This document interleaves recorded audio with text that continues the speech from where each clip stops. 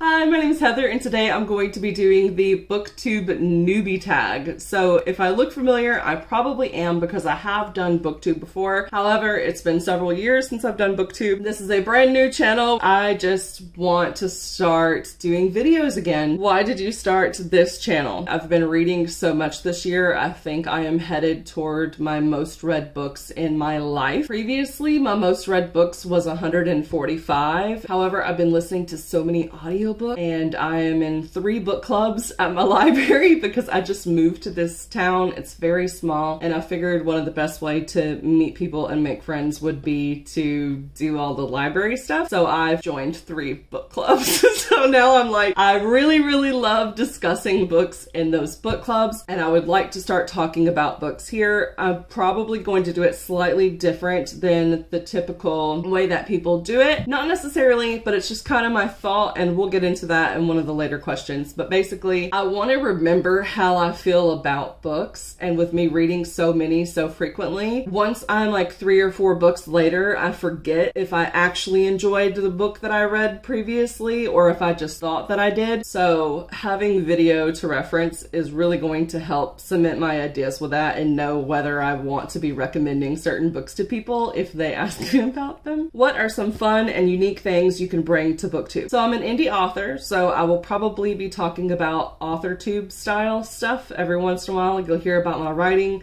In my next video, I'm going to be doing a bookshelf tour, and so you're going to see my bookshelves, but you're also going to see all of the office stuff that I have and kind of how I utilize those different materials, and that has to do with my writing life. So you'll see writing life stuff, you'll see book stuff, and then I also have a dog who happens to be an emotional support animal for me. So you probably will see him in lots of videos. His name's Bear. He is super sweet. What are you most excited about for this new channel? Being able to remember how I felt about books is going to be great. Also, if I make some friends out of it, that will be cool too. I really had a lot of fun on TikTok, and I still do TikTok under Heather Dow Writes, so if you want to follow me over there, you can. But those videos are limited to 3 minutes, and a lot of the times I don't want to just talk for 3 minutes. I need longer to discuss something. So that's where I think Booktube is great and why I want to do that. Why do you love reading? It's escapism. It also helps me to experience emotions the same way watching a TV show or a movie helps me to experience those things that I might not necessarily have day to day because I don't have a lot of human contact. Like I have my dog, I have my husband, and then if I go see family members or if I go to Tuesday night game night with like our high school type friends, then those are like the only social interactions I have, and then work. That's it. I don't have any like traditional talk on the phone, call people, have conversations, go places. I don't have that at all. So reading is cool because I get to experience that and also have stuff to talk about with other people who are like me, who are like, yeah, all my friends are on the internet, and that's okay. What book or series got you into reading? The Judy B. Jones book. There was a castle in my elementary school, like a little, I guess, cardboard or like wood castle. I don't know. Anyway, if you were really good when you were picking out your library books, they would pick like 4 students each week that got to go read in the castle. So I always wanted to read in the castle. What questions would you ask your favorite booktubers? How do you find motivation to do it every week, especially if like you're having a rough time with mental health? What challenges do you think starting a booktube channel will be the hardest to overcome? Other voices in my head. I am overly cautious of ever stepping on toes or offending anybody. I sometimes say things that are offensive and I don't realize it at the time or the way I say something, and I have a lot of anxiety and like high rejection sensitivity and stuff like that.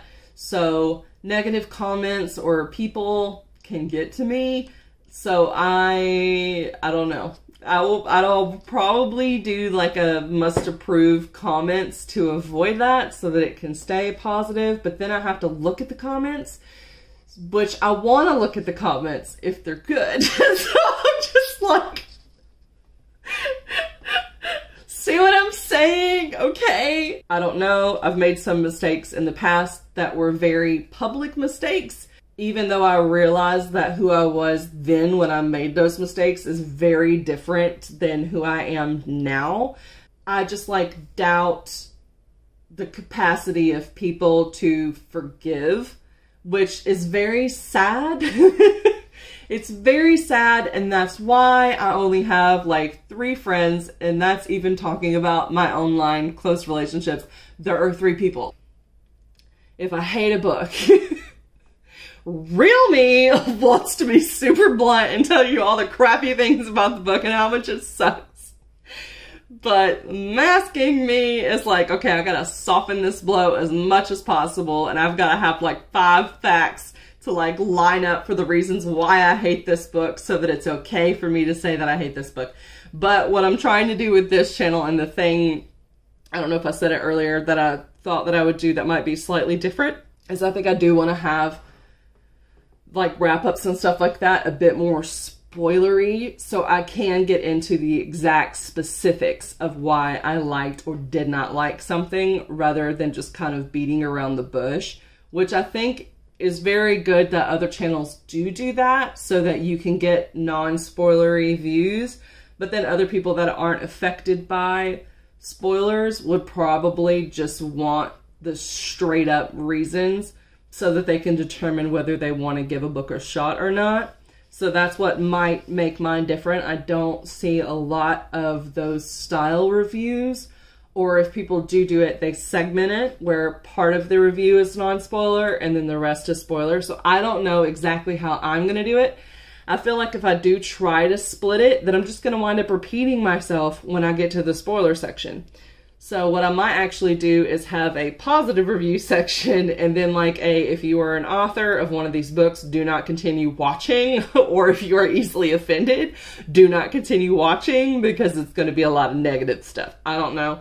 I don't know how I want to do it, but that's what it is right now. When did you start reading?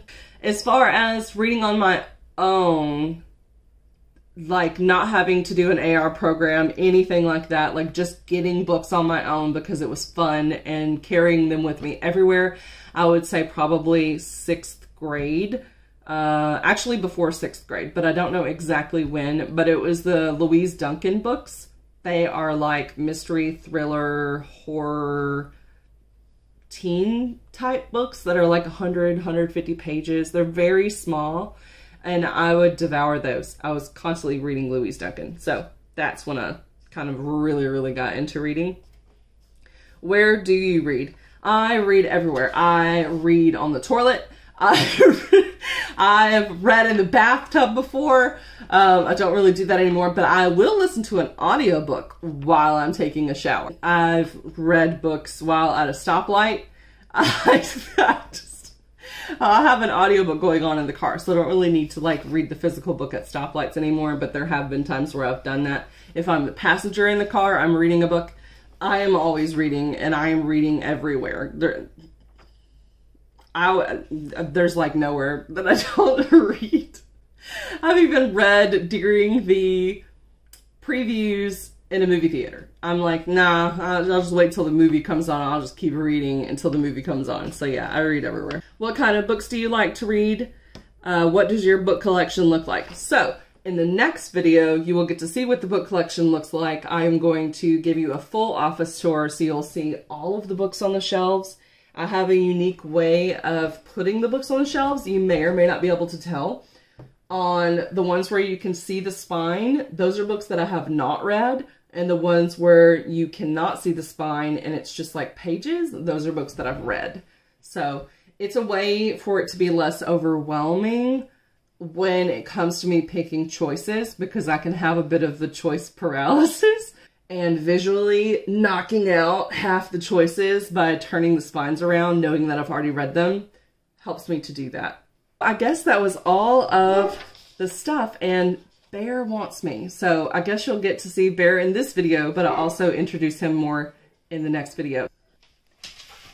I thought I was still recording once I let him in, but I was not. So now I've already like listened to the video over again, and I was like, well, I promised y'all bear. Apparently he's doing the same thing he did the first time, which was as soon as I let him in the room, he went straight under my desk. He can peek through the window that way, and I guess the neighbor was making a noise, so he started barking, and that's what he's doing. Bear, do you want to come say hi? Hey, buddy. I introduce him more in the next video, so you'll get to see him in that one. That's going to be the book tour, the Meet Bear. I'll be telling you how I got Bear, like that he's an ESA and all of that kind of stuff. And yeah, and then later on, I am also going to be doing a vlog for the 48-hour Bookopoly readathon. So definitely look forward to that. But I will see y'all in the next video, and you will get to see bears. Bye! Don't forget to subscribe if you're interested in anything that I've already mentioned.